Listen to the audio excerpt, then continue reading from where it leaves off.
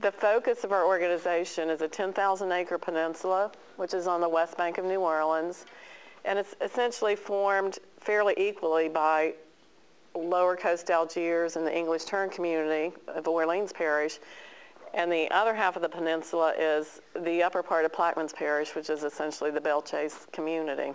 Right. If you think of the peninsula, and I think now that we had Hurricane Katrina, right, what we've been saying for 10 years, people understand. Right. We do live in the center of a bowl.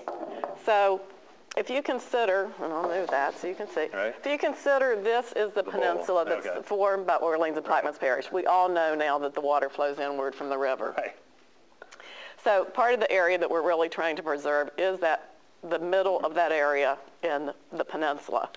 And you think about when it rains, right, or perish of thought, we have a levee break again. It's raining blue. It's going to rain blue. Oh, boy. And part of this area on the Orleans Parish side that we would really like to preserve is currently zoned residential and multifamily. So what happens if you decide to go ahead and keep that area as residential multifamily? Looks like my garage right there. Okay, well, what happens? Right. That water is going to rise. Yeah.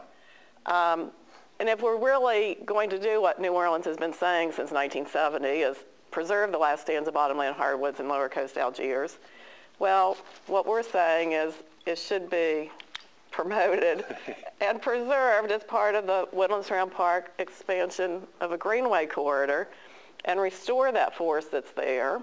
Look at that. And let our land do what it, was doing naturally. Right. Our ancestors knew. And the other diaper is leaky. No, go ahead. I'm sorry. No. But the forest, the bottomland hardwood forest, is in the center, and it serves as a natural sponge.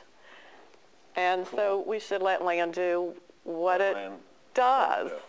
Absolutely.